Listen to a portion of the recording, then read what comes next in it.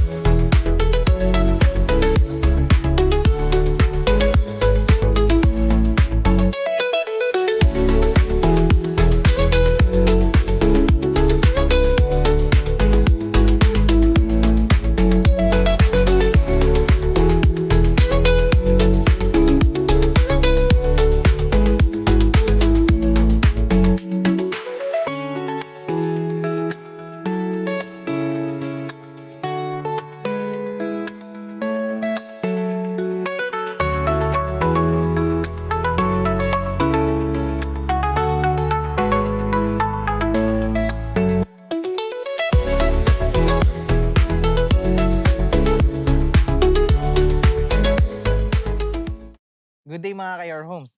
Nandito po tayo ngayon sa Barangay Panongyanan, General Trias, Cavite. And for today's house tour, i-feature po natin ang project po natin na si Rich Del West Phase 2. Yes, Phase 2 po kasi yung mga Phase 1 natin ay sold out na. So dito po sa mga Phase 2, ang mga unit na itatayo po natin ay merong Linea, yung nakikita nyo po sa likod ko.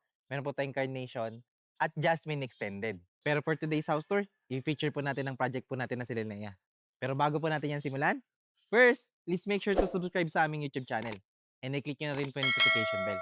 Para whenever na mag-upload po kami ng panibagong mga YouTube house tours, maging updated po kayo dito at kayo po yung unang mga makakakita. Kami rin po ay nasa Facebook at TikTok. So please click like and follow para maging updated po kayo sa aming mga postings. Again, ako po si Carlo Felices together with my team sa likod po ng camera. And welcome po kayo to another Your Homes House Tour. Ang project po natin na sa Rich Del West Phase 2 ay located po again sa Barangay Panongyanan, General Trias, Cavite. Along Barangay Road at 600 meters lang ito papunta ng highway. Pakaliwa, 6.8 kilometers lang, less than 13 minutes to the crossing ng Manggahan. Pagpakanan naman, galing sa project ay 17 kilometers to Tagaytay, mga 30 minutes drive lang. Kaya napakaganda na rin ang klima ng project. Tagaytay feels everyday. Madami na ding establishments na kailangan natin sa pang-araw-araw. May mga talipapa, Alpha Mart, Dali, schools, hospitals, need mo lang pumunta ng Governor's Drive para sa mga major establishments. Accessible na accessible din ang project, may mga jeep at tricycle. 17.24 hectares ang buong project kasama ang residential at amenities. 1,000 units ang ibubuksan natin dito kaya hindi po kayo mauubusan. Sa ngayon, pre-selling pa lang po ito kaya mapapansin nyo po dito na wala pa po siyang nakatayo. At isa po yan sa reason kung bakit mura pa siya sa ngayon. Ang project po natin ay kompleto rin sa amenities. May entrance gate, clubhouse, basketball court, open green spaces, gazebos, playground, open community park, and recreational area. Napaka-kompleto po. Wala lang po itong swimming pool, pero sulit na sulit po tayo sa ating amenities. Ang mga unit na itatayo po natin dito ay si Linea, si Carnation, at si Jasmine Extended. So tignan na po natin ang ating model unit na si Linea na single attached. Meron po itong typical lot area na 100 square meter at floor area na 77 square meter. Kumpleto rin po ang ating spaces sa bahay para sa ating pamilya. Ito po ay provision for 2 to 3 bedrooms. May 2 toilet and bath, isa sa baba, isa sa taas. Meron po itong living area, may dining area, may service area. Meron po tayong carport. The same time po, ganto-ganto na yung pagkakadesign ng ating unit mismo. So, ano po yung nakikita nyo ngayon, papakita ko po sa inyo, ano po yung expect natin sa turnover. So, ano pang hinihintay natin? I-house tour na natin to. So, dito po, kung mapansin nyo, Again, gandang-ganda na po yung pagkakadesign ng ating bahay. And dahil tayo po ay single attached, meron po tayong firewall dito sa side na 'to. Ito po kasi, property na ng kapitbahay natin and then ito po yung sa atin at meron po talaga tayong extra space sa ating gilid. Yan po yung advantage 'pag malaki rin yung ating, lot area. Ang minimum po kasi natin ditong lot area is 100 square meters. So yan, kapansin-pansin po na meron po talaga kayong space sa harapan, meron din po sa gilid para po sa inyong parking. Dito po, tignan lang natin 'no, kasi dito sa ating parking, um, nasa 2.5 meters po ito and mapapansin niyo 'no, na kahit meron po kayong mahabang sasakyan, kasyang-kasya po dito.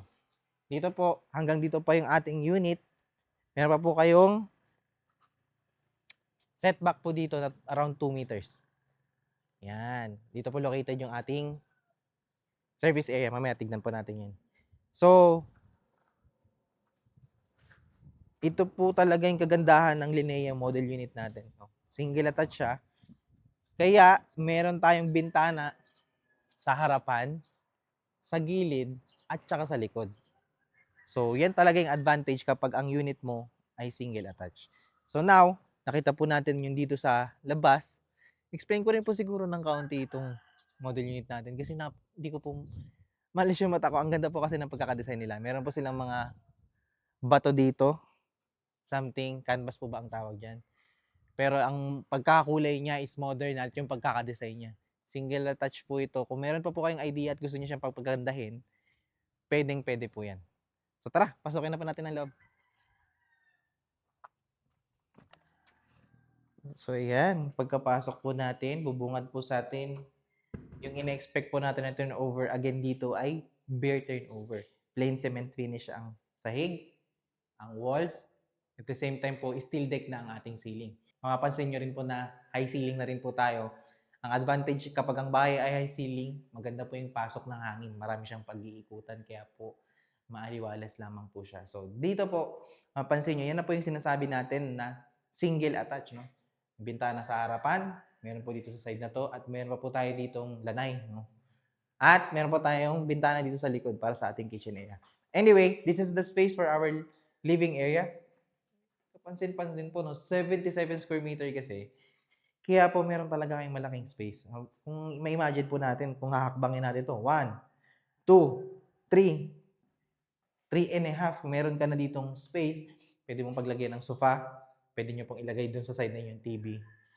Ganda po, no? Anyway, later, ipapakita ko po sa inyo yung kapag po binihisa nyo siya. Wala pa lang po tayong dress-up model unit dito sa Linea natin dito po sa Richdale. Pero meron po silang unit na tinelsan na nila.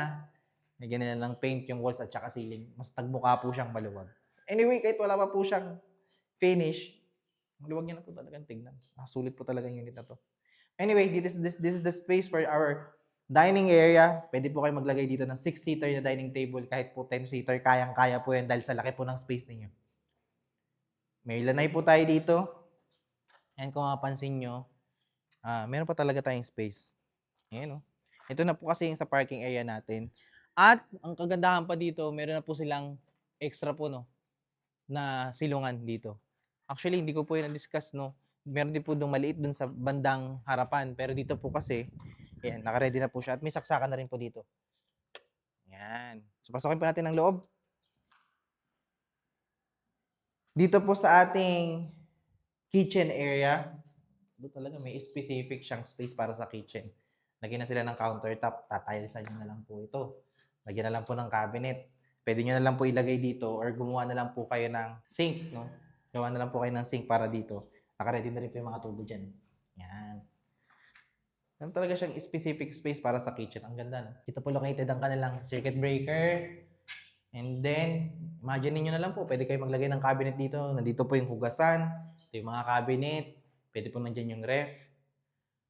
So, ang ganda ng space natin. Connected dito yung ating service area. Ito sa service area po natin, ito po yung expect natin, pero meron po kasi sila ditong lababo. I mean, meron po silang sink. Oh, yun, may stainless sink na po sila at may countertop na po yung dito sa dirty kitchen natin. Pwede rin po kayo maglagay dito ng laundry area. So, nasa sa inyo naman po yan. Pero ito po, yung design niya, dito sa labas. Ang ganda pa rin po. Pasukin natin ulit ang loob.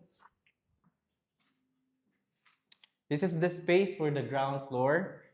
Pero bago po natin pasukin sa taas pala, no? Tignan muna natin itong toilet and bath nila. Ito po kasi yung first toilet and bath nila with complete na po ito in terms ng tiles at saka mga fixtures. Ito po kasi kailangan po siyang i-finish at pinturahan. Ganyan na rin po yung ceiling natin. So, kompleto po ang fixtures natin. Meron tayong toilet, may lavatory, may toilet paper holder, may soap holder. Wala lang po siyang shower. Pero may ventilation na po tayo dito. Kaya okay. Palagyan nyo na lang po ito ng shower. Minimal na lang po yan. Pero naka-ready na rin po yan dito. So, PVC plastic door din ang ating pintuan. Kaya po, kahit mabasa, hindi agad masisira. This is the space, again, for the ground floor. Let's check yung kanilang second floor. Ang laki ng bintana, no? Ang ganda po talaga ng unit na to. Isang advantage po pag malaking bintana ng ating unit. Ganda ng pasok ng hangin at saka ng liwanag. May natural light. Magiging nyo na lang to ng kortina kung ayaw nyo po siyang masilip. Anyway, akitin po natin second floor. Let's go. So dito po, kapansin-pansin yung ating hagdanan, naka-planks na po siya. At sementado na po ito. Okay din po yung spaces niya sa pag-akit po ng mga gamit. At alam mo na matibay yung hagdan. Madumi lang po siya kasi ito po ay hindi pa nalilinisan yung ating actual turnover. Mamaya pakita ko po ulit sa inyo yung, again, yung sinabi ko po sa inyo na yung may finish na. Para magkaroon kayo ng idea. But anyway, ito po, meron tayong fixed na bintana po dito sa side na to. Yan po, ang advantage naman kasi niyan, kapag po kayo, kapag umaga naman po, hindi nyo naman kailangan magbukas ng ilaw. May natural light na papasok po. Kasi usually po dyan, maglalagay na po kayo dyan ng partition dito po sa side na to. Anyway, imagine niyo na lang po, pwede kayo maglagay pa rin dito ng chandelier at mga canvas. So, pag-akit natin ng second floor, bubungad sa atin yung ating space na provision for 2 to 3 bedroom. Kung gusto nyo pong 2 bedroom na malalaki po yung space, pwede. Pero ito po ay pwede ng 3 bedroom. As you can see, ganito po yung pagkaka-turnover. Wala pa po siyang ceiling.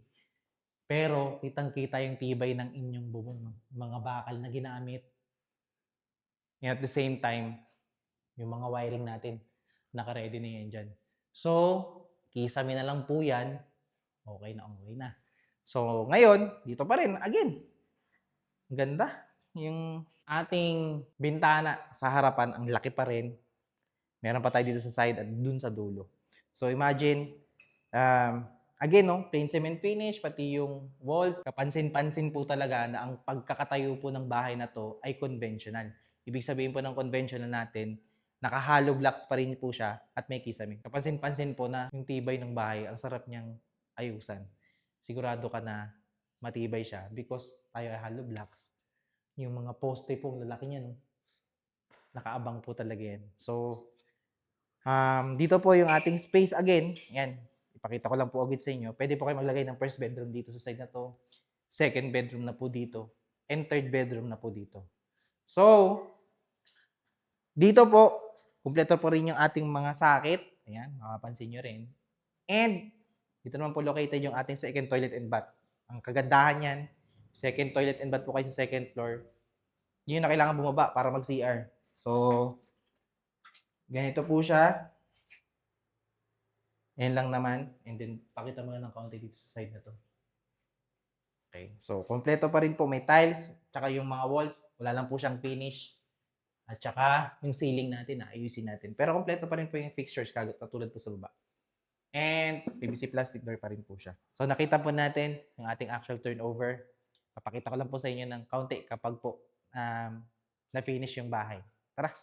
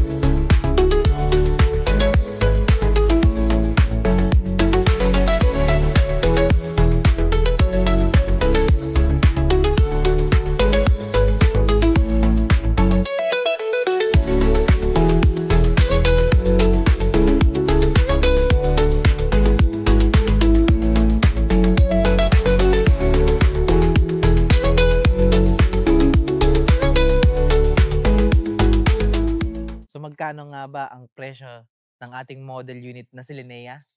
Single attached na barang turnover, na merong typical at air na 100 square meter at floor air na 77 square meter. Ang ating total contract price po ay nag-i-start sa 4,263,000.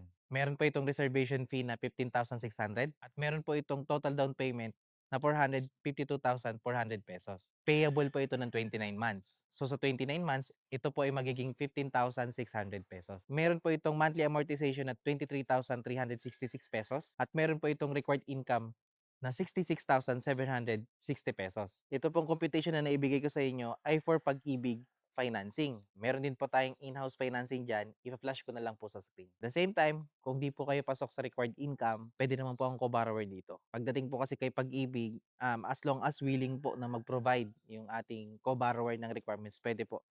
Pero mas better po kung first degree pa rin para mas mapabilis yung approval. Anyway, i-assist ko po kayo dyan. Kung gusto nyo pong magpa-free tripping sa amin at meron po kayong further questions regarding po this project and sa unit po natin sa Linnea, you can contact us sa number po na makikita nyo sa screen. Kaya if you're looking for a property that is located dito lang sa General Trias, Cavite, malapit sa Tagaytay, maganda ang klima, single attached na napakasulit ng unit with 100 square meter lot area, kaya kompleto sa mga needs ng iyong family na spaces, check mo na to. Mura pa yung monthly nito sa ganitong kategory ng property. Kung hindi ka pa po nakasubscribe sa aming YouTube channel, please click subscribe na rin po, like and follow para maging updated po kayo sa mga bago po namin i-feature na bahay na kagaya po nito.